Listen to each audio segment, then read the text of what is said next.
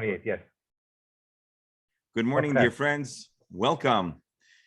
Thank you for being here today. It is Wednesday, the 28th of Cheshvan and the 3rd of November. Again, it's a Wednesday, and we're gathered here to study the whole Talmud, one page, one line at a time, presently studying Masechah Shabbos, chapter 9, page Pei Dalid. No, Pei Hey. That's 85A Amud Aleph. And we are in the midst of a mini session on the topic of kilayim, on the topic of Alan's on the topic of kilayim. Kilayim, of course, is the word that is used for different mixes of different types that are prohibited in the Torah. Biblically, we are primarily talking about the mingling of a vineyard and grain, but it also can be extended to zar'onei gina, different types of plants that are in the garden, vegetables.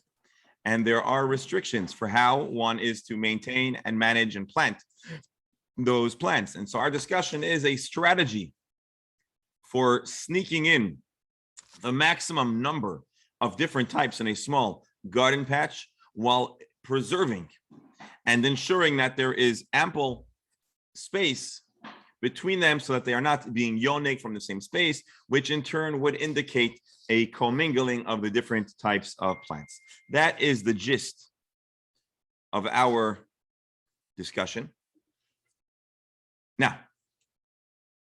we're going to take a detour, which is not always the way we do things, but there was a request by our dear Rabbi Nachum and others. And so before we jump back into the Gemara, I just want to take a fast peek into the way these halachas are codified, halacha l'maisa, because I have some very good news, which is we all love to plant. Well, I confessed yesterday that I've never really been, my green thumb has not yet emerged, but you never know. But because maybe you want to have a garden patch, and because it's something that's relevant, and because, hey, we've never really heard about how to be in compliance with kilayim as it pertains to our garden patch. So what restrictions are there out there that we never heard of? And so I have some very good news to share with you, but I'm going to bring it to you instead of, as I said yesterday, instead of me telling it to you out of the top of my head and maybe getting it wrong, let's go straight to the sources. And here we go. And I'm just going to send the link. We have a potential new, I know that's not what you're looking at. Here we go. Bear with me a moment, and then we're going to get started. Just going to send somebody the link to our discussion.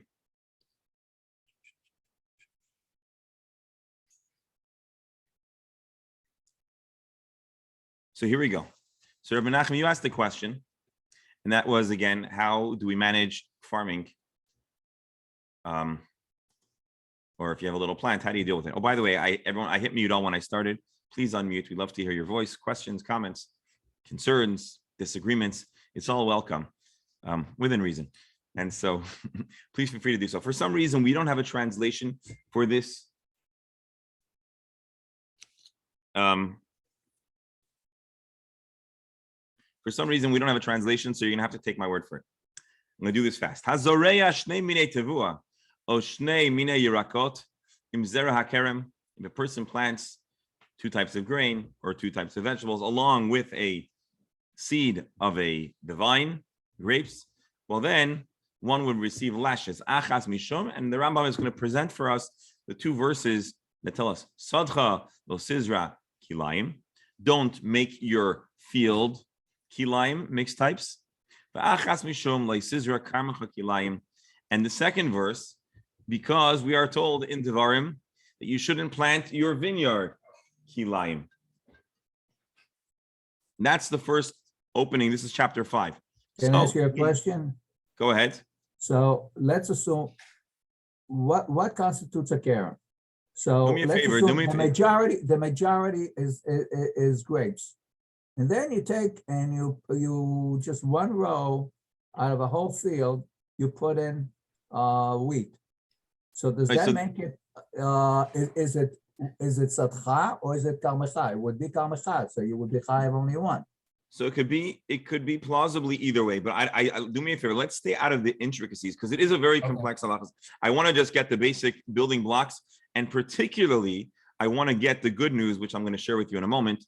I'd like to take this opportunity to welcome to our class Reb Eli, who's on right now. He's doing work, but he's also bringing kedusha into his workplace, and we're honored to have you on as long as you're here. Don't worry, go on mute. Thank you. We're not going to bother you, but I just wanted to welcome you.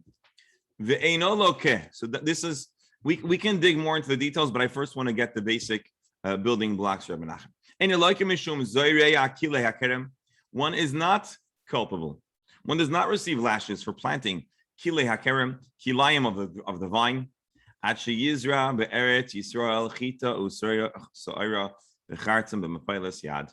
One would really only be biblically in trouble if they literally put the seeds of the wheat and barley and the grape all in the same hole, or if they were covered together.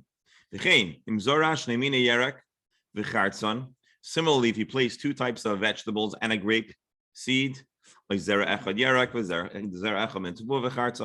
a vegetable and a grain and a grape plant, etc., etc.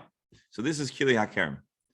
So basically, biblically, there's a very precise issue, which is not frequently, we don't frequently get tripped up on. And then he says, even more so, the type of vegetation that would be problematic are things that could plausibly work out or coincide with vineyards. I guess you have certain types of plants that can grow around each other or in some kind of symbiotic dynamic. But other plants that aren't typically grown in the environment of grapes, that's only dirabon. And similarly, one is prohibited from mixing with grape vines and other plants in the diaspora. Why is this prohibited? So, all right, okay, the punchline is next. So long story short, kilei hakerem, kilayim with a grape is biblically problematic in Israel, and midrabanan is problematic in the diaspora because it's very chomer. It's very severe to the point where in Israel, if you plant kilayim, you can't even have hana. That's all not really my main point. Here is the point that I want to share with you. No, hold on.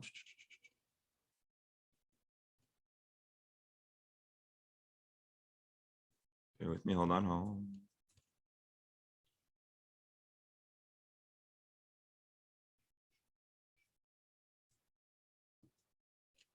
Oh, hold on. I have the wrong text for you.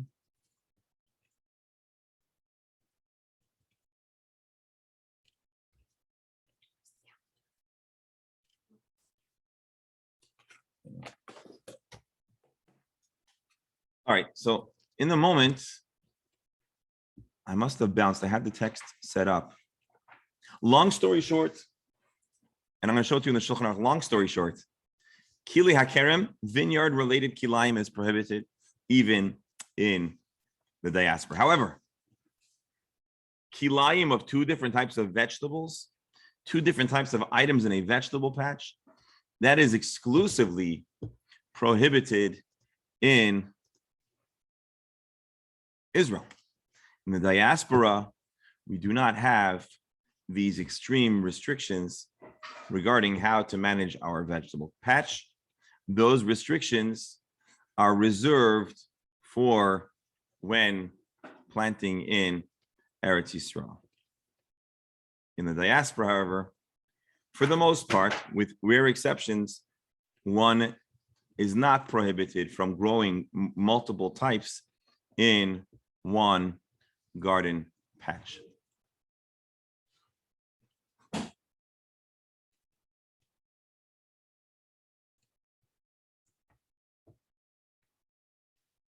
So this is another instance where in Israel you have greater, and we mentioned this yesterday, there are greater restrictions than in the diaspora. As you're seeing here, I'm scrolling, there are many, many, many complex halachas about the intricacies of how to plant when you're dealing with vines with grapes and other types, it's complex. Well, you'll pick it up in our Gemara too. Many of the rules that we're reading about and we're going to read about are here being codified. I'm just scanning if I can show you fast the halacha about the garden, but for some reason, I need to find you that citation.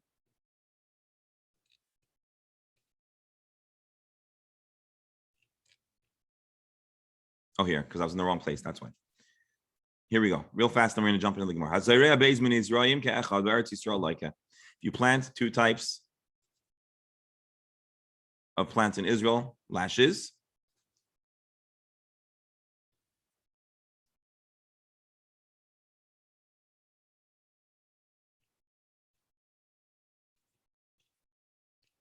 Hold on.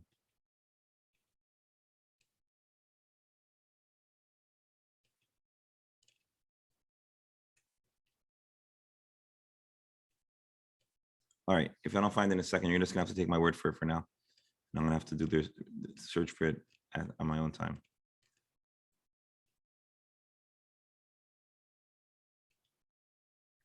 All right.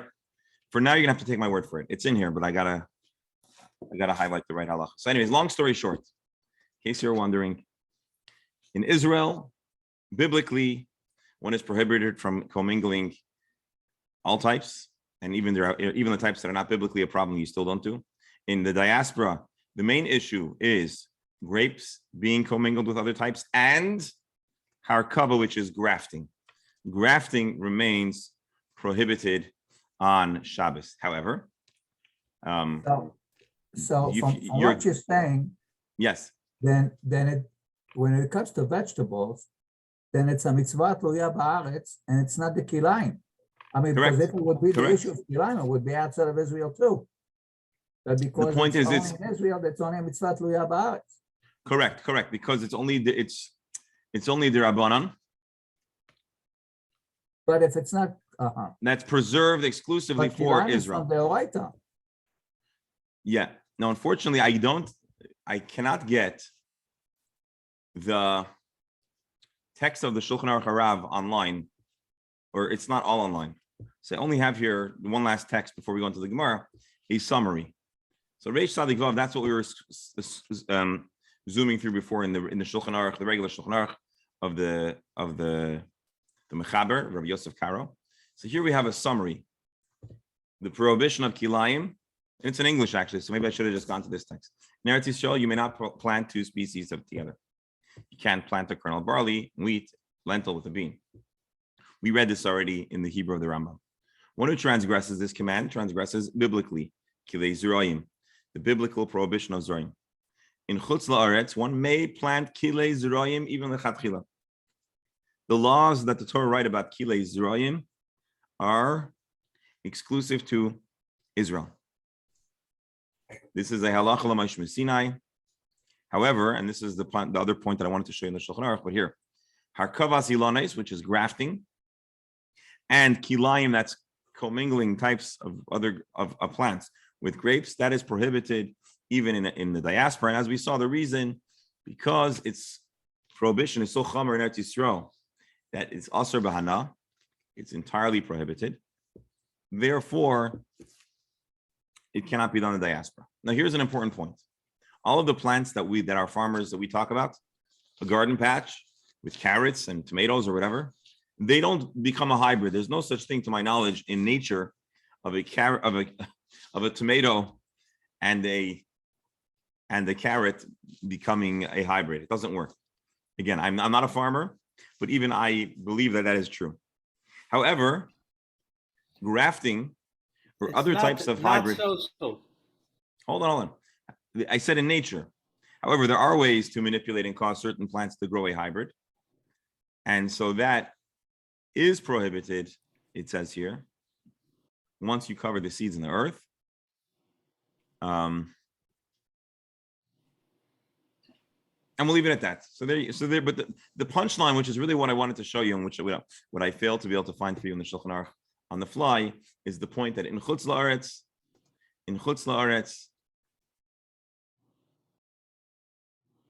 oh, maybe we see here kuf sadik, no reish sadik vav Halacha base. Let's try this one more time. Reish, Sadik.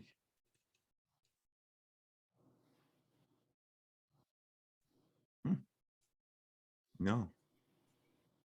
Anyways, that's the point. So if we're going to do a garden patch, you're okay. If there's a vineyard nearby, come back and we'll study the rest of the laws. It's just complicated. I want to focus on the laws that we're talking about in our Gemara, which is Kilei Zirayim, which again, as we see in the Shulchan Aruch and the Rambam, the Shulchan Aruch Harav, those are all exclusively in Eretz Yisrael.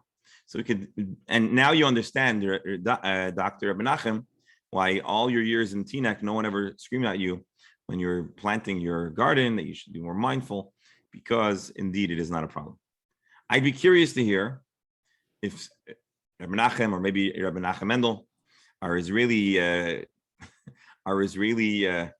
participants, I'd be curious to hear if you have any experience being mindful of these things while planting in Israel. Although I imagine, Rabbi Menachem, you're always gracious to share, so it's plausible that maybe growing up in Tel Aviv, you weren't quite involved in the agricultural industry. But if you have anything to share, you're welcome. And however, in class, in school, we had 1 hour a week. They took us to Chatlaut, to agriculture classes, and we went out in a truck to help out in growing in fields. So were they teaching you, or were they using your labor? Well, it was. I think they used this as labor. Theoretically, they were teaching us. I guess having the experience ultimately is a learning experience. No, we looked forward to it. They gave us half a day off. Thank you, Roberto.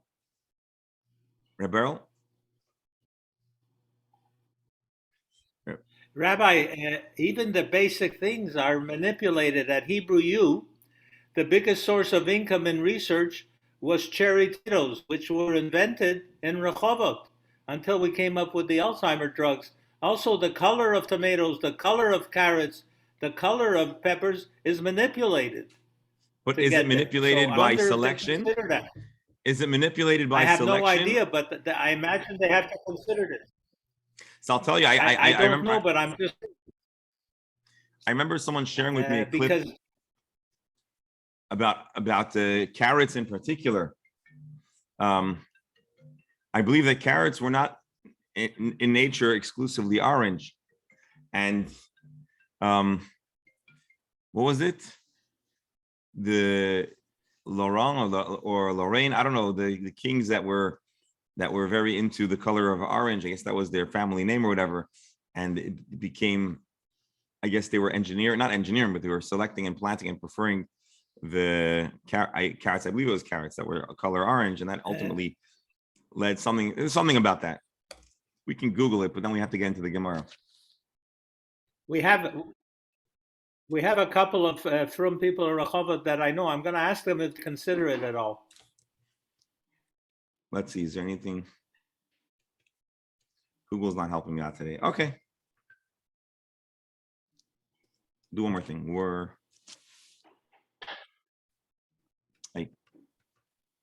carrots. Oh, you see? If you type word carrots. What does this have to do with Shabbos? This doesn't really have to do with Shabbos. It has to do with our discussion of kilayim, of cross-planting different breeds. Here for centuries, most carrots were yellow, white, and purple. The 17th century, most of these crunchy vegetables turned orange. That's a teaser. If you want to know more, the Dutch Revolution. All right, anyways, if you're listening to this recording or if you're on this class, do a Google and you'll have something else to learn, food for thought. Suffice it to say, it's certainly a big industry, but for your garden variety, for your garden patch, what we're talking now is a little bit more hypothetical for now, but with Hashem's help, we're all going to go to Israel, and then we're going to have to know the halachas of garden patches. So let's go back to our Gemara. Again, our Gemara is told us yesterday that you could hypothetically, in a 6x6 tefach garden patch, have 5 different varieties by spacing them out in a very precise manner. We took a look at a picture that was shared with us by Rashi, who showed us how he grew the plants on the periphery with the exclusion of the corners. And we even read in Rashi that although there isn't a lot of distance between the corners, because the rows are running in different directions, it's very evident that they're not being grown together. And the primary issue is the perception of commingling of irvovia. Now the Gemara said, where do we have the authority? Where do the Chazal know with certainty that you might be able to plant X number of plants without being interfered with? And we quoted the pasuk that says, don't mess with the boundaries that the Rishonim, the early folks, established. And we said the early folks were the agricultural experts of the region who we're referencing in the Torah that you shouldn't plant too close to the boundary, that you'll end up taking nourishment from your fellow's land. And that was the experts who could even taste the earth and figure out what plant grows ideally there. And they had all the rules of agriculture figured out. They had an oral tradition almanac. It wasn't written down, but yet all the different rules for planting.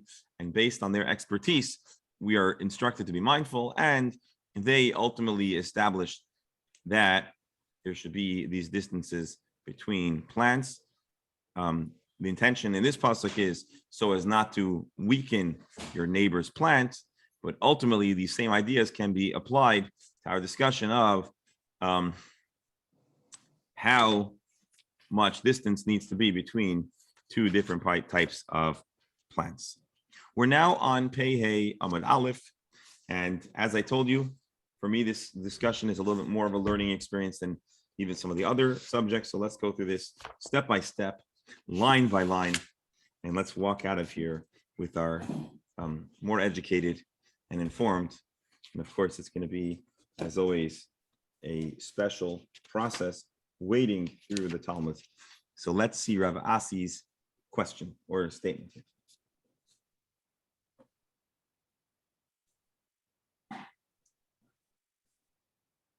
Amar Rav Asi.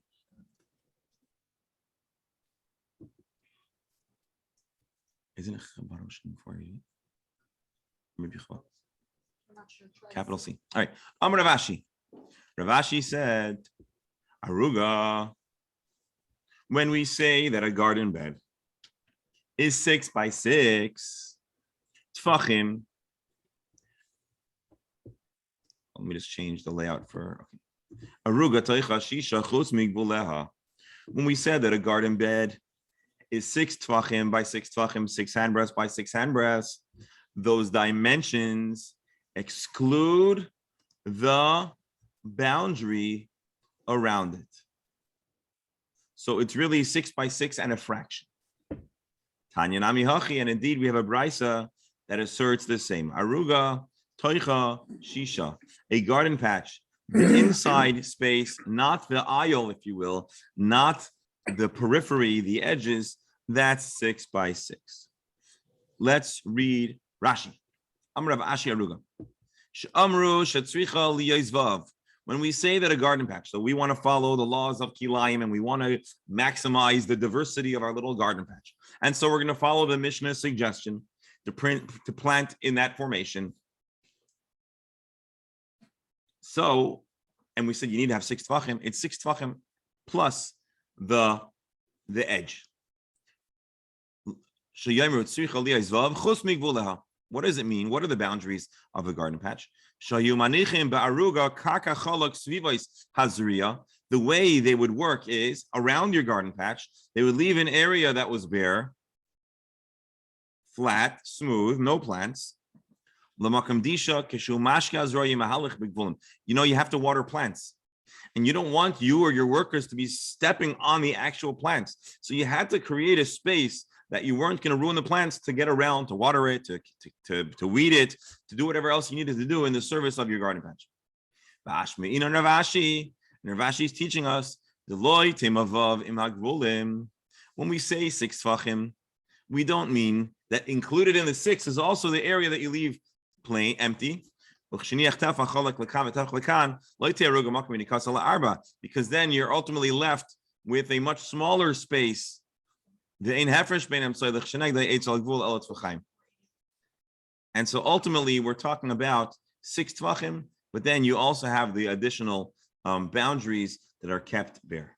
Okay, so we're still building out our picture. We're still getting our concept of what this garden patch looks like. So now the Gemara says, okay, you've convinced me that what would we call that? The boundaries is a better word. The aisle. I don't think it's an aisle, but whatever. Anyone? Rabbi Nachum, you have a better word for us? Would you say if you don't want boundary, you want the circumference? I mean, The unplanted, the empty circumference, but there's got, whatever. Anyways, the edges, the periphery that allows you to have access. How big are they? What are the dimensions of these borders? The service lane. Kiditanan. Here, let's take a look at a mission. Rabbi Yehuda teaches the width of this boundary is like the width of a foot. Right? Parsa is a footprint or a step. But a width of a foot is wider than a tefach. Let's see. Actually, let's see Your foot Rashi is first. Let's see Rashi. Bikama. Hold on. Let's see. Kama rachvan liyai saruga kelchasa v'teil la'atayra saruga lechol v'ra. Kidl kama lahater reish toyerak hanichnas lava yitzmenu. Okay, no. Parsis regal. All right. So right now we don't have the exact amount. We just know that it's the size of a foot. Hang on. We'll see what a foot is soon. Well, it's the width, not the length. I'm sorry. The width, not the length, which is not much narrower. Width, correct. Actually, if you put your fist by your foot, you'll see they're pretty close. The assumption is that a parsa is a tefach. The understanding is that it's a tefach. But let's take a look what comes forth. So how do we know this? My time at Rabbi Yehuda. Why does Rabbi Yehuda say that the boundary is a tefach? So we're going to bring another pasuk. Vishkisa beraglecha kigan hayarak. It says in the Torah, in Dvarim, describing Eretz Yisrael, describing. Let's open up the pasuk. What just happened?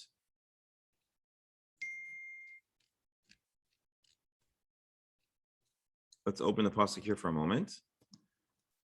Moshe is telling the Jews about the contrast between Israel and Egypt.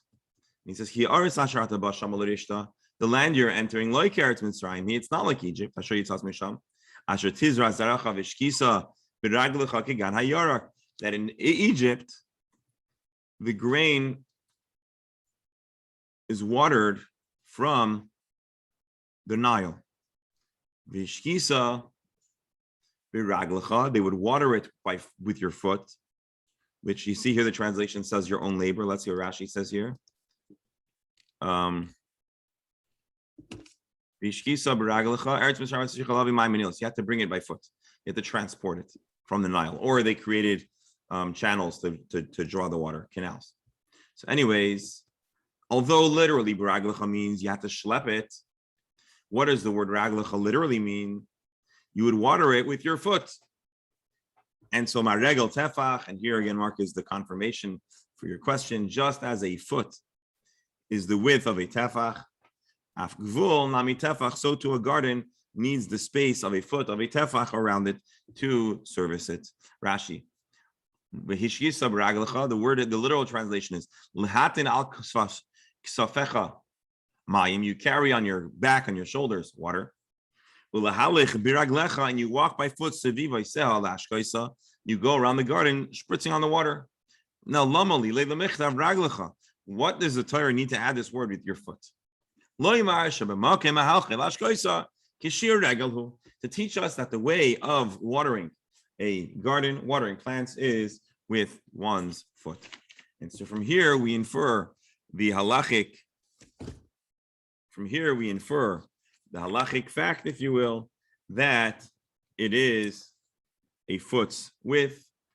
Now, you're probably wondering, I'm thinking, why do we always talk about a tefach, which is a handbreadth? Why don't we talk about the width of a foot? I think the answer is probably obvious. Most people that are doing work would use their hand to measure something, less likely to use one's foot. So I think that's probably the obvious reason why we might talk about a tefach as opposed to roichav parsa. The other reason is that maybe roichav parsa has more words than a tefach. So anyways, what we've now established is that we're discussing a garden patch. It's 6 tvachim by 6 tvachim. But if we're being fully transparent and open-minded about the dynamic, it's actually 7 by 7. You have the earth that's being planted and cultivated at 6 by 6 tvachim, but there is the additional periphery of 1 tefach. Let's continue. Or any comments before we continue?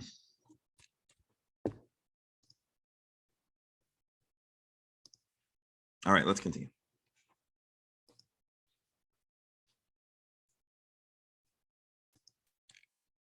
Amarav.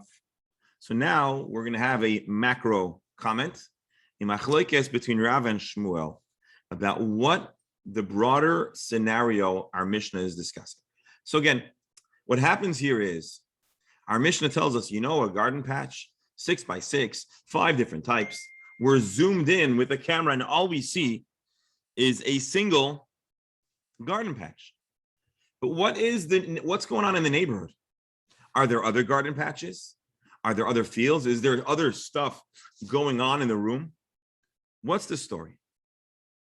And so Rav teaches us, Aruga b'churva shanino. This garden patch is all by its lonely self. B'churva shanino. Rashi b'Mishnah Seino lahater b'hei zeroinim. In our Mishnah, where we have a special formula to allow you to plant 5 different types. We're talking about that it's by itself. But not to say that there are other garden patches all around. Our whole conversation has only been regarding what's happening inside the garden patch. If you're going to decide to place additional garden patches all around, you're not going to be able to manage the same kind of distance. And you're not going to be able to create a distance between the periphery of one and the other, to keep an appropriate distance between one garden patch and the other. Because you're creating closeness between the plant that's on the edge of one garden patch and the plant that's on the periphery of the other garden patch. So imagine you have 2 squares side by side with just a tefach aisle in between. So there's only a tefach distance between 2 different types of plants. Or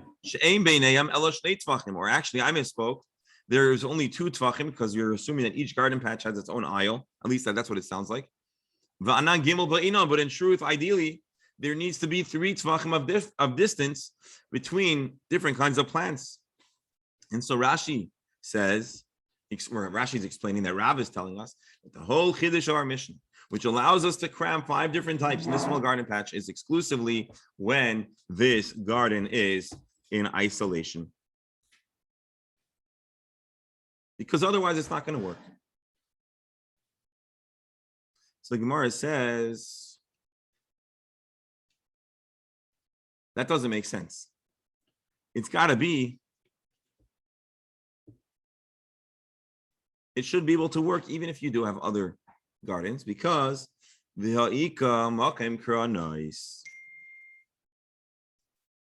still have the corner. The empty corners are so that we could plausibly stagger and allow the sufficient distance to exist between the different gardens. I want to read Rav Stein's also, although I'm not sure if he embraces Rashi's pshat, but let's just see, and then we'll take a look at Rashi. If the Mishnah is dealing with solitary garden beds, isn't there space in the corners where more species of seeds could be planted, without encountering the prohibition of diverse seeds.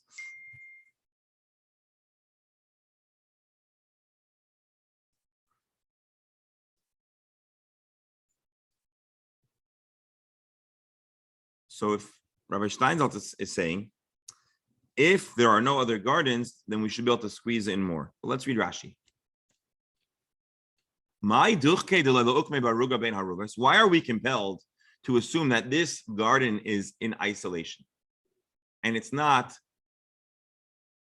Ben Arugais Mukhafis Bechol Tzad Gimel Arugais. Let's assume. Hold on, there should be a picture. Okay, let me show you a picture. I'm going to post it on the. Just 1 second.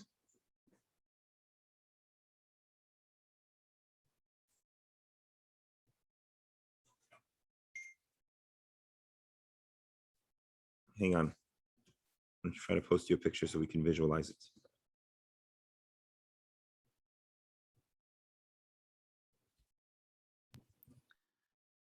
Rabbi? Yes? Well, there should be a picture in our Gemara. I don't know why you don't show it. Rabbi? Yes, Rebbe. Go ahead. No? Go ahead. It seems to me that we're talking sort of like from around the gardens. So people leave one tepach or whatever on the outside, and the next guy one tepach on the inside. You have two between them, and you don't have a problem. I'm sorry. Hey, hold on one second. I'm trying to say. I want to So post the picture. I don't understand. What don't you understand? I'm sorry. Please explain. In the real world, that's what happens. What happens? In the real world, on the outside, the frame of the garden, a person leaves room to get to the Right. garden, whatever. The other person leaves one also. We're not talking about two different people. We're talking about one person. We're talking about one individual who has a series of garden patches, like the way we imagine a field with a series of spaces and a little space so you can manage them, right? Even think about if you ever went to a farm, you have a row and then there's a little bit of space so you could water it, you can access it, you could service it. So we just discussed that there's space. The question is, if you want to utilize the heter that we brought over here. So let's look at this picture. This is a picture that's printed in the Gemaras. For some reason, they didn't include it in the Sefaria. So here are 1, 2, 3, 4, 5, 6, 7, well, 9.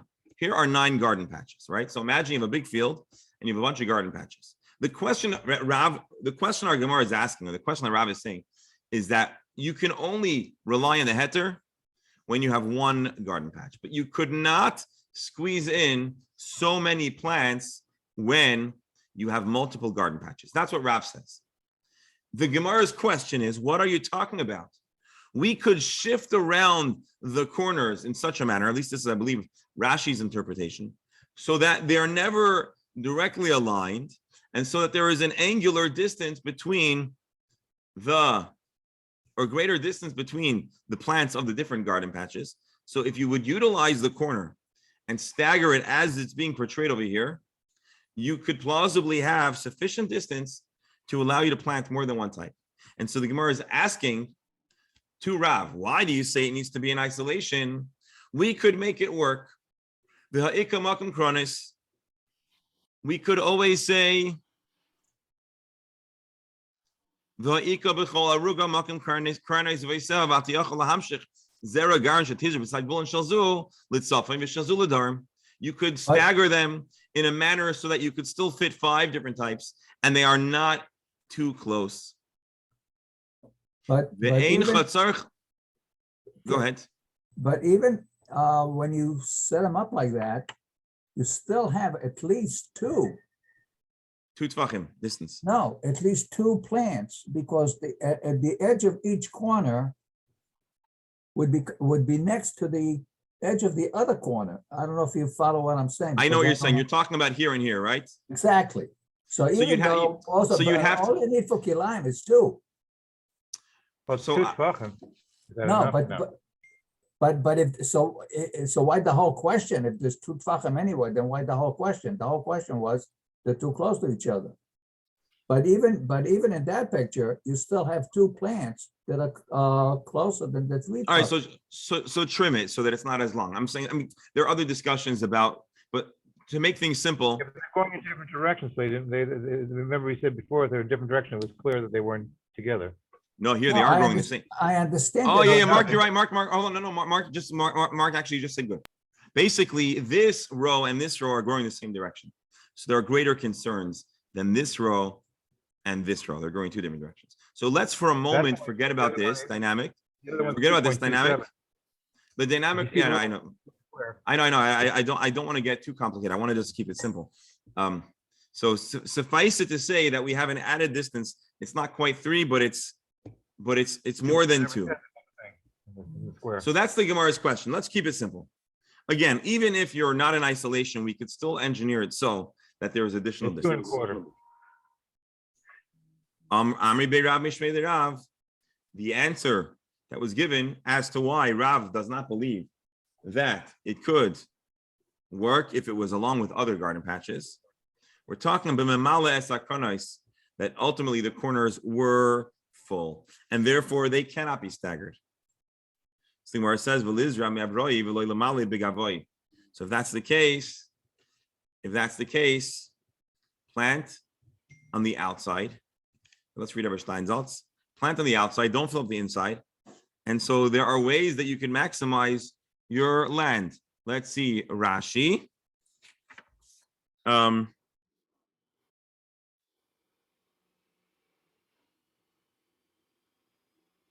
Do it staggered like we saw in the picture. Rashi Rab, initially, Rab understands that the entire row is grown out. Plausibly, you could leave the corners empty. Basically,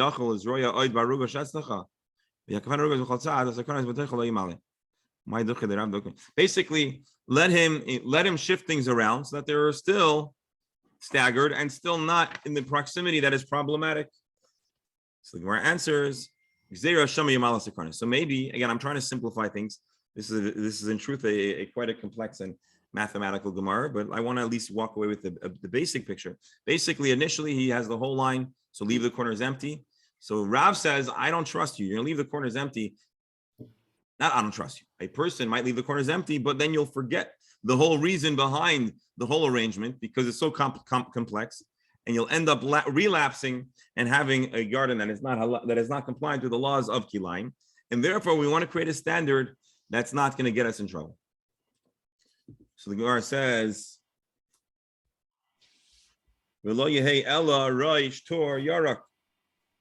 we should still treat the two directions like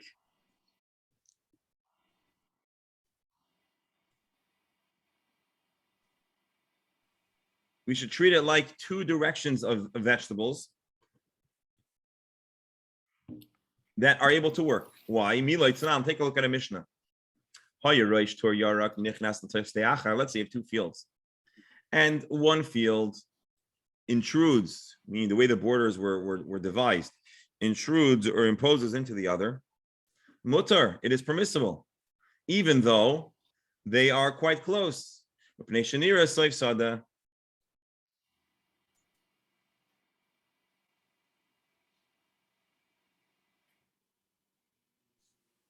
When 2 fields run into each other, even if they're close by, there's no issue of Kilayim. So the Gemara says, you're right, that would work with 2 different fields because but by vegetables, the Gemara answers, Ein Reish Torah Ba'aruga. We do not have the heter. So basically, the Gemara is asking, and it's kind of like what Mark asked. If you have 2 different garden patches that are running into each other, well, we kind of have a precedent where we're not worried about 2 different yards running into each other. And therefore, even if you fill the whole corner, it should still be acceptable to plant it in such a manner. The Gemara answers that heter would not exist in an arug and a vegetable patch. It works on the field. It works with corn, but it does not work in a garden patch. This heter of the Mishnah does not apply. And so, long story short, just to keep things simple, the bottom line is that Rav says this scenario, forget the lines, just look at the picture of a series of garden patches you would not have the permission. You would not have the ability to plant 5 different types because the proximity, and even if you would stagger it, you might forget about the staggering, and there might be a problem. And although it's two different gardens, and although we taught that if 2 different fields run into each other, it's not a problem with kilayim, the Gemara answers that we do not apply that heter to an aruga. Such a heter does not apply to a garden patch, and the reason why is interesting.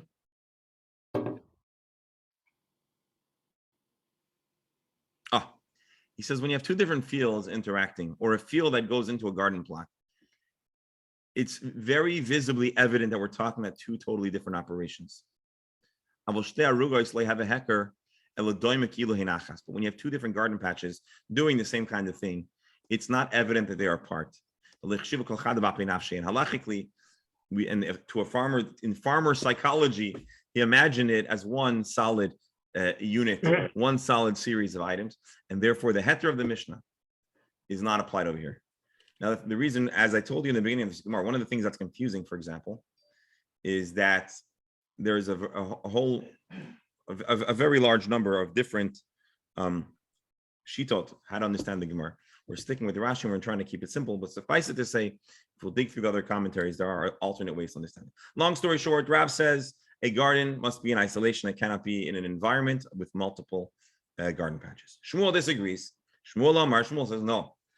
Aruga bein ha'aruga is shaninu. Our Mishnah that talks about this way to engineer a garden so that you could fit 5 different types of vegetables, 5 different kinds of species. Although usually the halacha tells us to be very careful about keeping them apart. But here they could be arranged so that they are apart. That's even when they are in a series of gardens. Aruga bein aruga shaninu. So the Gemara says, hold on, how does that work? That shouldn't work. V'hakamis arvi b'hadadi. Aren't the seeds going to become, and the leaves, aren't they going to become mixed together? And this reminds me of Reb Beryl's question at the beginning of yesterday's Gemara. Aren't they ultimately going to become commingled? They're so close. They're only 2 tvachim apart. And a plant that grows, when it grows big enough, it grows out, and ultimately you're going to have them bumping into each other. You look at it, and you're not even going to notice that it's 2 different garden patches. It's going to look like one big series of gardens of growth, and they're 2 different kinds, and that's a problem. Ha'olin shel ha'arugazu, ha'olin shel chaverta. The flowers from the tomato plant are going to grow into the flowers of the pepper plant, and it's going to look like 2 different kinds that are growing together. Mila maila above. We're not talking about the roots getting commingled. Because the border, each one is only 1 tefach. That's no good. So the Gemara answers, Benoita shura lekan, b'shura lekan. We're talking about, hold on. We're talking about where he schlepped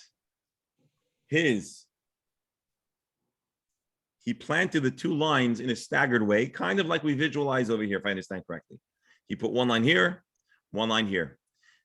And so maybe the distance is not 3 tvachim, but because they're staggered, you're never going to think that they are growing entirely together in a wild way. Rashi, mamshich shel ruach zu b'tzad keren mizrachis tzvaynis, shel ruach zu l'tzad maravis premis. You stagger them so that they don't end up growing into one another.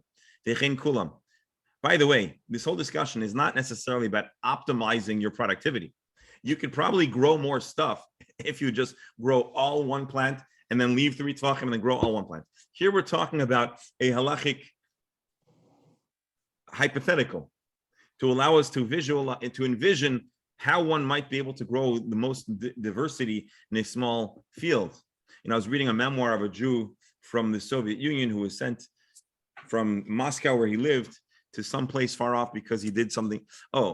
Because it was during the war, during World War II, many people, not just Jews, wanted to escape the front, and the Russian government actually assisted people in moving away from the front. And so a city family, Jewish family, was sent somewhere off in, I don't know what, if it was Kazakhstan or somewhere else, and they had to grow their own vegetables, and they were city people and they had no clue how to grow and whatever. They had a rough time, as you can imagine. But suffice it to say, if you have your garden patch, if you want any variety, you're gonna have to grow the variety. And so we're not saying this is the way to optimize productivity, but hypothetically, one could engineer it so that you have multiple patches growing diversity. And as long as you stagger it so they aren't growing right across the alley from one another, right across the walkway from one another, then we don't have the appearance of commingling. And so that's Shmuel's opinion. Shmuel says it can be done. Shmuel says, I'm not worried that maybe you'll forget or maybe you'll mess around. It could work. It's okay. And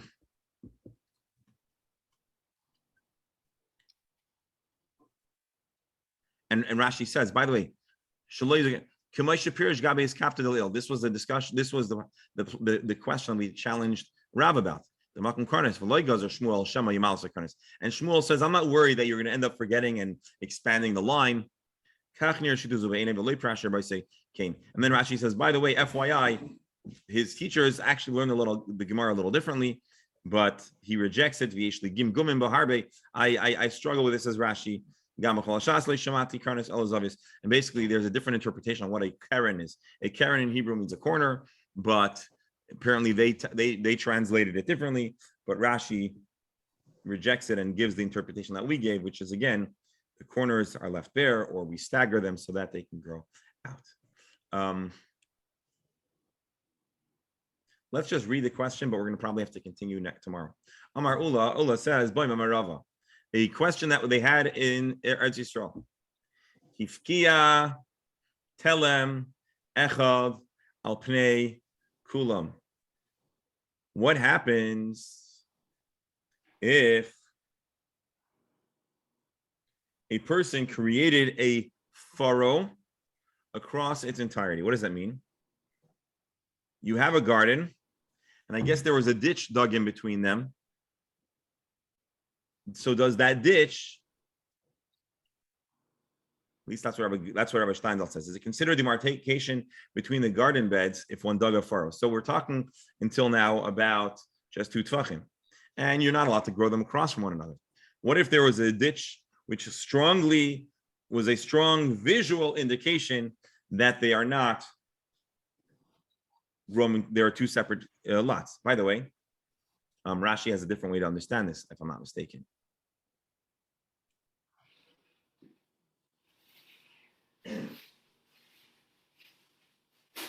I believe Rashi is saying you dug a ditch and you planted inside of it, whereas Tosfos and Rabbi Steindl here says that you just use it as a demarcation. So Rav Sheisha says, "Irvov obitel es hashura," because the plants are going to grow all over. It is not a satisfactory separation.